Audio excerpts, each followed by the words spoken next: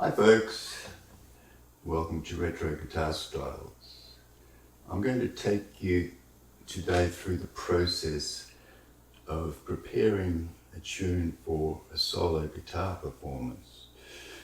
Back in the 70s and 80s, I found myself in that situation where I had to make something sound interesting on just a solo guitar. It's a real challenge, but if you understand the principles involved, it's a lot easier.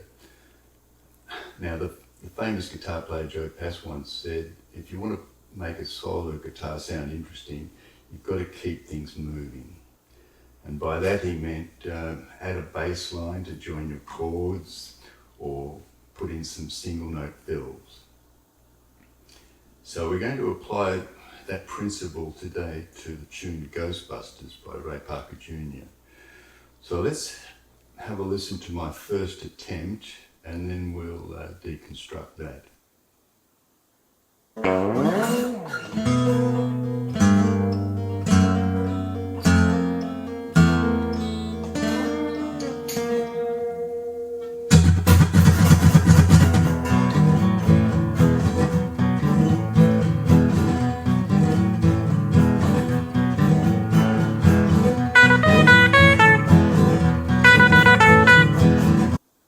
Okay, now the first thing you probably noticed was a little slide.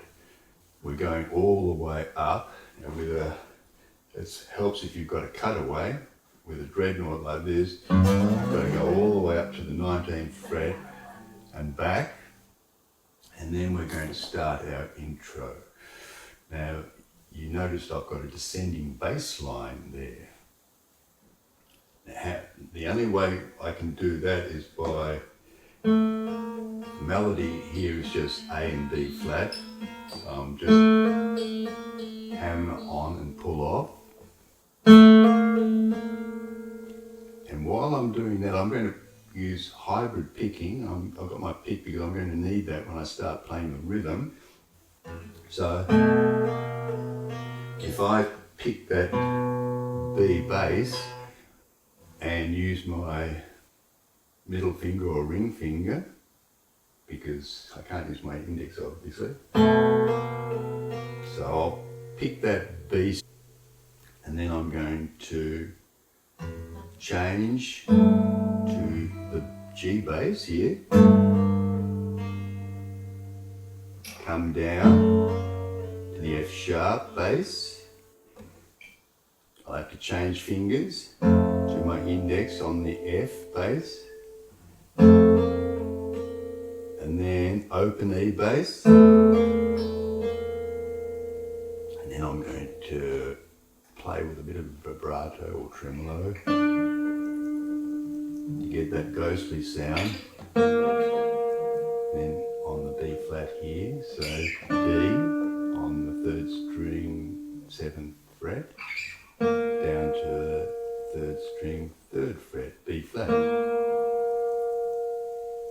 A little bit of vibrato. Right, now the next thing we can add to our solo guitar playing is a bit of percussion. When you hear, if there's an important drum roll or something like that, you need to include it in your performance, because otherwise it might just sound a bit empty. Now the introduction is followed by a drum roll leading into the main theme or the main riff. So that we've got two ways on a guitar to recreate that drum roll. You can either tap or slap your guitar, or you can mute strings and like so. And then as for one bar, so you're going to, and the drummer's playing 16th notes, like so. And after that we're coming into the main riff. Now, to make it interesting, we're going to include the bass line in that riff. get, the first thing, the most important thing is it's got to be rhythmic. It's got to stand alone as a rhythm piece. I'm going to use a power chord on B, and you notice my fingering. I'm going to cover these first 4 frets, but rather than use my index finger up here on the 2nd fret to play that B power chord, that's a B5, I have to later in my bass run use the 1st fret. So I'm going to use my middle finger and pinky to play that power chord, because then I have to play the bass run, open D, E flat, F sharp, like this.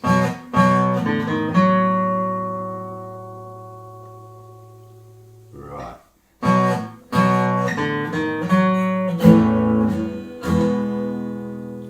Then we play the 2 chords,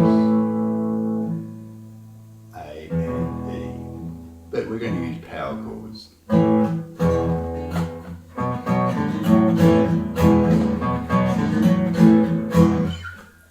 That's basically the riff, but we're going to include some muted strings, so listen to this.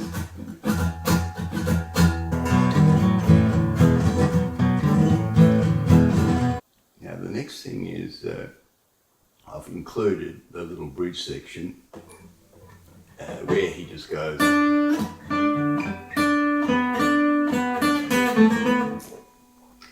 And I've put the bass run in there. Now of course you can't play the bass at the same time as that lead.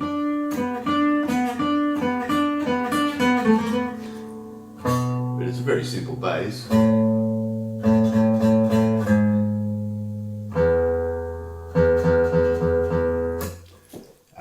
So I'll put the tab in for the bass.